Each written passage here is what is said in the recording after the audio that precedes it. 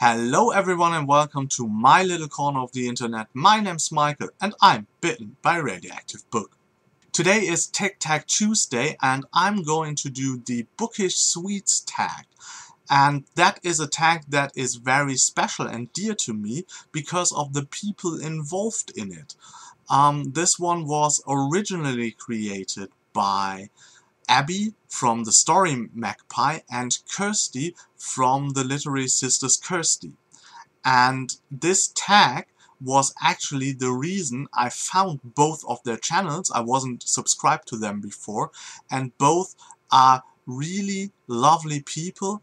I'm constantly commenting on their videos and they on mine, and we have lovely discussions, and both are really great booktubers, great people, great persons, and I would encourage you to check them out if you're not a subscriber already. And yeah, thank you very much for creating this tag so I could find my way to YouTube.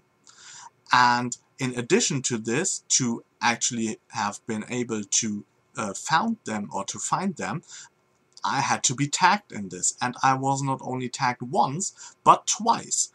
And I was tagged by Jamini from the Skeptical Reader, and I was tagged by Hannah from Storynut, which are also two awesome booktubers that I really like to interact with, that I like to discuss things in comments with, that do really interesting videos. And so yeah, like the whole setup, being tagged twice by incredible people and finding two more incredible people because they were the creators of the tag, that makes this tag very special for me. And as the tag has a lot of questions and I tend to ramble a lot, let's get started. Question 1 is Sour and Sweet, a book that shocked you the most. Here I'm going with A Storm of Swords by George R. Martin because it has a lot of, twists and turns that I didn't expect. Question 2, Pick and Mix. Choose your 5 favorite genres. I actually don't have like 5 favorite genres, I only have like 3, and these are fantasy, steampunk and science fiction. Question 3 is Bubblegum. Which book started off exciting but lost its flavor and pop after the first few chapters? I'm going with The Emperor's Blades there. This was one of 2014's most anticipated books by me. And after the initial enjoyment of the more Asian setting of the world building, I was a bit disappointed in the very formulaic and ancient coming of age stories that were told in it, and it lost its flavor a bit for me. Number 4 is Sherbet Lemons. Which book looked enticing but left a bad taste in your mouth? I'm not sure if it is a really bad taste, because it is not bad per se, it just wasn't for me. And of course I'm talking about Ancillary Justice by LECKIE, the Hugo winner of 2014. I talked about this quite recently, so it's very intellectually engaging, it has some really interesting topics and themes, but apart from the intellectual engagement, it failed to connect with me in a bookish way. I wasn't interested in the plot that was told, I wasn't really interested in the characters as well, so that all fell very flat for me, and therefore I'm choosing Ancillary Justice. Not a bad book, but just not a book for me. Question 5, Love Hearts. The most lovely book you've read.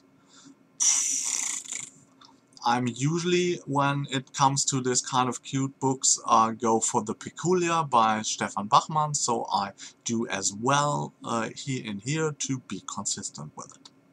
Number 6 is Licorice All Sorts. It takes all sorts of characters to build a novel. Which are your favorites? I have a lot of characters that I really enjoy, but I decided to showcase like 3 of them. The first would be Hood from the Malazan Book of the Fallen series. He's a very mysterious character. He's not one of the really prominent characters of the series, but nonetheless he's very important. And every of his little entrances he makes into the series are really great, and when we finally learn what he's up to, then it's just amazing. And I love Hood to pieces. The second character for me would be Jaime Lannister.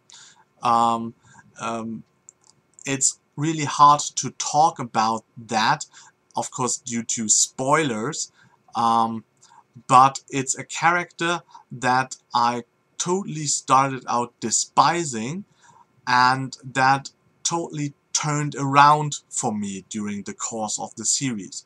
And I was really impressed by George R. R. Martin to write a character that, really does this 180-degree turn. So Jaime Lannister is definitely one of my favorite characters. And the last one would be Sharativani by or From the City of Stairs by Robert Jackson Bennett. This is probably my favorite book of the year. I'm still holding out till I've finished like a couple of more books, but it's definitely in the top 3, or at the moment in the top spot for my book of the year. And that was mostly due to the really great Sharativani as the main character.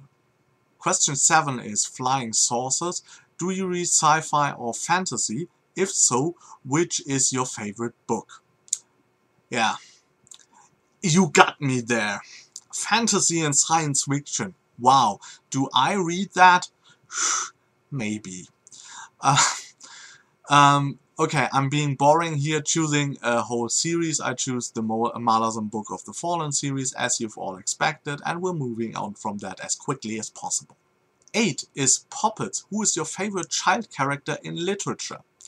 I'm being boring here again and choosing Harry Potter, because I really enjoyed that series, and he's a child in the beginning of the series at least, and so I'm going with him. 9 is Boost. Which book never fails to cheer you up? Here I'm going to anything by Terry Pratchett. I really enjoy Terry Pratchett, and he's always able to put a smile on my face, and this is one of the reasons that I really want to read all of his Discworld books in the upcoming years. And I'm trying to start a project next year where I read a Discworld novel every month, starting with the 5th book of his series, and so Terry Pratchett it is. Number 10 is Tic Tacs. Your favorite small book? I don't read small books. Sorry. A small book for me would be something like 200 pages or maybe 250, because the smaller fantasy books all have like 350 pages, but most of the books I read are 500 and plus pages. So I think if you read more like chick lit, or maybe more like literary fiction as well, there is a lot that is more in the 200-260 pages category, but I don't read books that are that short, so no idea. 11 is Sugar Mice. Your favorite fictional animal? That would be dragons. But some sort of dragons. I'm not a fan like of the nice dragon, where the dragon becomes some sort of pet or a character gets really engaged with the dragon, like in Christopher Paolini's Aragon cycle, or Naomi Novik's Temeraire stories. I'm not a big fan of this kind of character has a friendship where the dragon is basically a dog. So I like dragons when they are mean, when they are obsessed with power, when they are cunning and scheming. So I like the dragons, for example, in the Malazan Book of the Fallen. I like the dragons in Dragonlance, for example. although there were like good and friendly dragons as well, but there were like a lot of really, really interesting dragons. So these are more the kind of dragons I'm into. 12 is Scream Eggs and your favorite scary book. And as it's a pun I couldn't avoid, because it is the 12th question, I'm taking 12 by Jasper Kent, which is a vampire story set in the Napoleonic era in Russia. And I don't read a lot of horror, and that might be the only horror book I've read in years, so I'm taking 12. Question 13 is Kindersurprise, Kinderüberraschung, like we say in Germany. Which book has the most surprising ending? And I'm going there with Tall the Hounds, the 8th book in the Malazan Book of the Fallen series, because I didn't expect that ending at all. 13 is Stick of Rock, a great book that lasts for a long time. I'm going with The Red Knight here by Miles Cameron. It was my favorite book of 2013, and it took me a while to get through it, because it has a lot of pages, a lot of perspectives. You have to read it, I think, on a bit of a slower pace, but it was very, very enjoyable. Question 15 is Gobstoppers, a book that left you speechless. I'm speechless to that question because I don't think I had that kind of reaction to a book, so moving on here and saying nothing.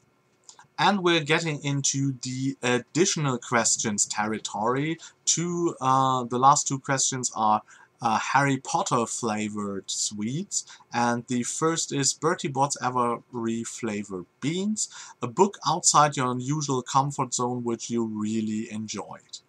That might be boring for some of you, but I don't read outside of my comfort zone.